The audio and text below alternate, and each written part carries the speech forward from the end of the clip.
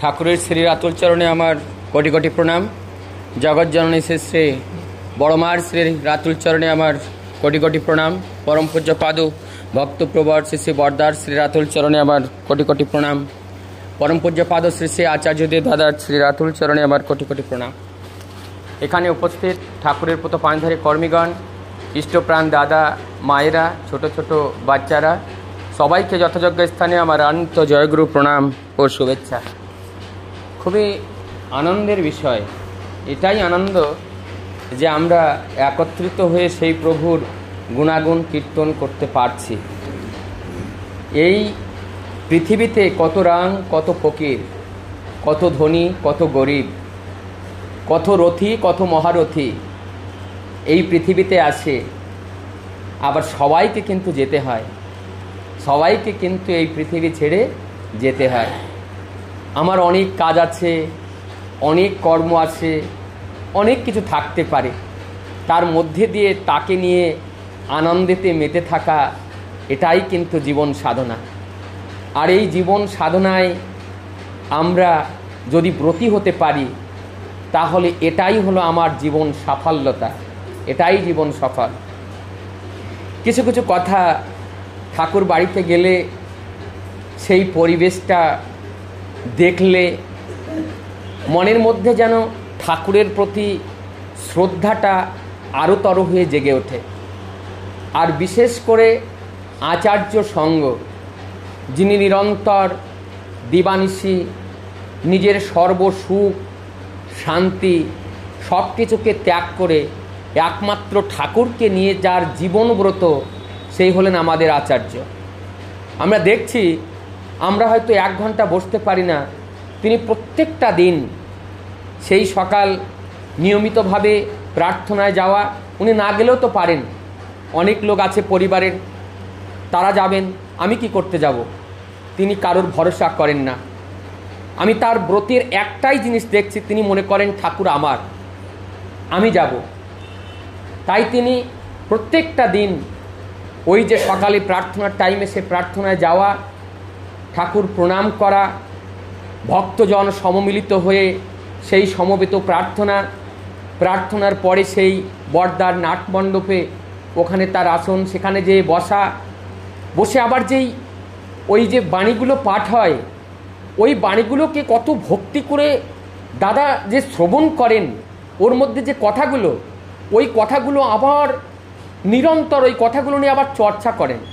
ওর মধ্যে অনেক PhD holder student থাকেন, তারা এসে ওখানে বসেন, ওই বাণীগুলোকে আবার একজন নোট করেন, একজন অর্থ করেন। আর আচার্যদের দাদা ওই বাণীটা, এই শব্দটার অর্থটা কী রে, সেই খুঁজে আবার বার করলো। আচার্য দাদা বলছেন এই বাণীটা এইরকমই, এইটাই হবে। এইবার একটা ছোট্ট একটা কথা, প্রকৃতি নিয়ে কথা হচ্ছে, এই কথাটা 2 দিন লাগাতার চর্চা হচ্ছে। আচার্য দাদা যখনই আসেন, ওই প্রার্থনার পরে যখন বাণী পাঠ হয়, ওই প্রকৃতি নিয়েই আবার কথা হয়। তাই প্রকৃতিতে তিনি ব্যাখ্যা করে বলছেন, বিরোধের ইতি, এটাকে বলা হয় প্রকৃতি। ভালোভাবে আমাকে বুঝতে হবে বিরোধের ইতি কি। মানে আমাদের এই জীবনটা কিন্তু সহজ নয়, অসহজ মানে আমরা এই দেহ পেয়েছি, আর এই দেহটার মধ্যে কিন্তু ওই সেই ভালো আর মন্দ দুটোটা এর মধ্যে আছে। মন্দটা কিন্তু আমার সহজ রাস্তার গমনের পথের বাধা উৎপন্ন করে। তাই ওই বিরোধের ইতি, ওই বাধাগুলোকে ইতি করা, সমাপ্ত করা, তখন কিন্তু আমি হয়ে যাব প্রকৃতি।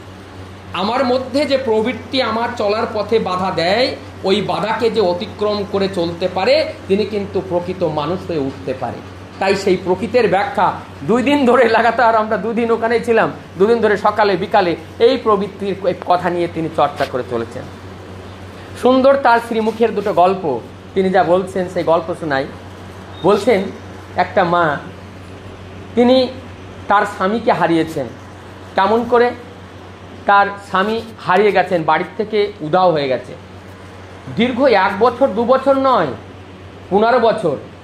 যদি 15 বছর কেউ স্বামীহারা হয়, সন্তানগুলো যদি পিতৃহারা হয়, তাহলে সেই পরিবারের দুর্দশা কত দূর হতে পারে আমরা যদি নিজের মধ্যে দিয়ে দেখার চেষ্টা করি তাহলে বুঝতে পারি গরিবিতে ছেয়ে গেছে, অর্থ অনাটন, অভাব সব কিছুতে যেন ওই পরিবারটাকে গ্রাস করে নেছে। মানে জীবনটা যেন ওই জীবন প্রদীপ যেন নেভার মতো হয়ে গেছে, আর যেন বাঁচার মতো নাই। এখন তিনি ঠাকুরকে ধরে আছে, ঠাকুরের গুণাগুণ কীর্তন, সৎসঙ্গে যতটুকু পারে যাওয়া, এর মধ্যে দিয়ে একটা মন্দির নির্মাণ হচ্ছে। ওনাদের যেখানে থাকেন তার পাশে একটা মন্দির নির্মাণ হচ্ছে। মন্দিরে আহ্বান করেছে, যেমন মন্দিরের জন্য আহ্বান করা হয় যারা ঠাকুরকে ভালোবাসে, যে যার ইচ্ছা মতো ওই মন্দির নির্মাণ কার্যে সহযোগিতা করছে। ওই মায়ের মনে অনেকটা ইচ্ছা আর অনেক দুঃখ যে সবাই এই মন্দিরে সহযোগিতা করছে, ঠাকুর আমার কাছে তো কিছু নাই, আমি কি দিয়ে সহযোগিতা করব, এই মনে চিন্তা করছে। আজকাল ওই খাতা খোলে না ব্যাংকে, ওই ব্যাংকের খাতায় হঠাৎ একদিন জনসেবা কেন্দ্রতে যেয়ে দেখে ওনার ব্যাংকের খাতায় ৬,০০০ টাকা এসে গেছে। তার মনে মনে চিন্তা করলো, এই ৬,০০০ টাকা দিয়ে আমার এই লৌকিক জীবনের সব স্বাদগুলো তো পূর্ণ হবে না, তাই ঠাকুরের এই মহাযজ্ঞে যদি আমি কিছু দান করতে পারি, এই অর্থগুলো যদি সেই কাজে লাগাতে পারি, হয়তো তার কাজে আমি কিছু কাজে আসতে পারলাম, এইটি আমার আনন্দ হবে। তাই সেই ৬,০০০ টাকা অনেক মানুষের কাছে বলল যে আমার ৬,০০০ টাকা আসছে, আমি মন্দিরের জন্য দিতে যাচ্ছি। অনেকে তাদের নিকটস্থ মানুষ যারা, তারা বলল তোমার এত অভাব অভিযোগ, তুমি ৬,০০০ টাকা কেন সেখানে দেবে, তুমি সেখানে ১,০০০ টাকা দাও কি ২,০০০ টাকা দাও, আর টাকাগুলো তোমার কাজে লাগাও। ও বলছে না, আমি ৬,০০০ই দিয়ে আসি, ওখানে এত বিশাল কাজ। উনি গেলেন সেখানে টাকা দিতে, যেখানে সেই কর্তৃপক্ষ যারা তারা তাকে চেনেন। বলছে মা, আপনি এই ৬,০০০ টাকা পেলেন, আর এই ৬,০০০ টাকাই কেন দেবেন? তারাও বলছে যে আপনি কিছু রাখেন আপনার নিজের কাজের জন্য, আর যা কিছু টাকা মন্দিরে দেন। বলছে না বাবা, আমি আমার মন থেকে যেন বলছে সবই ঠাকুরকেই দেই। ঠাকুরকে দিয়ে আসলেন। আসার পরে রাস্তায় যখন আধা রাস্তায় আসছেন, ওনার মনের মধ্যে মানে ঠাকুর কি করে উজাড় করে নেন, মনের মধ্যে থেকে আবার যেন তাকে খোঁচাচ্ছেন। বলছে তুই ওই যে 2019-এর আশেপাশে তুই কিছু টাকা, 2021-এ করোনাকালে তুই যে ওই কিছু টাকা জোগাড় করে রেখেছিলি, ওই টাকাগুলো তুই বাক্সের মধ্যে কেন রেখেছিস, ওগুলো এনে দে। 4,000 টাকা রেখেছিল, মা ভুলে গেছেন। বাড়িতে যে ওই পায় সেই 4,000 টাকা নিয়ে আবার ছুটলেন সেই যেখানে মন্দির হচ্ছে, সেখানে যে সেই মন্দির কাজে সেখানে 4,000 টাকা দিলেন। এখন তিনি কি হলো, তিনি উজাড় করে দিলেন, আর কিছু তার কাছে নেই। এখন তিনি উজাড় করে নিজের ওই মনে ভাবতে ভাবতে বাড়ির দিকে আসছেন। গ্রামের এক মাথার দিকে নিজের বাড়িটা দেখা যায়।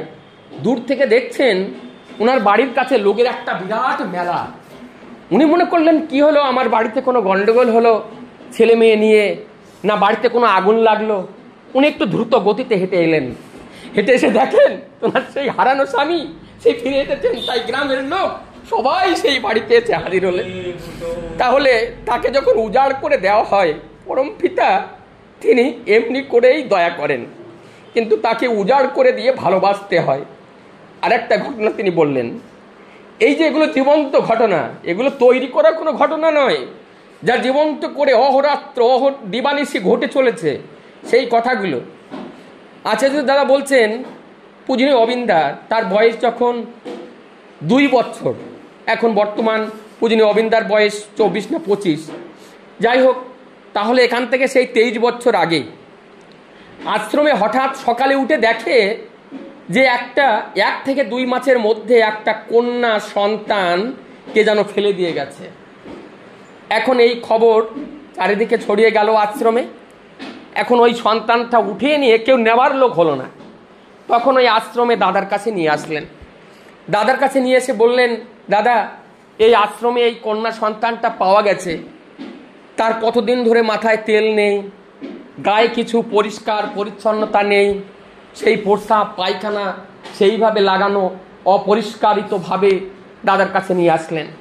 দাদা তখন বললেন, তোরা কেউ কি এই সন্তানটাকে নিয়ে পালন করতে পারিস? তখন কেউ হাঁ বললেন না। হাঁ না বলাতে দাদা তখন ওই সন্তানটাকে নিয়ে বড় বৌরানীমার কাছে আসলেন। আসে বললেন যে তুমি কি এই সন্তানটা পালন করতে পারবে? বড় বৌরানীমা এক কথায় বললেন, হ্যাঁ আমি পারবো।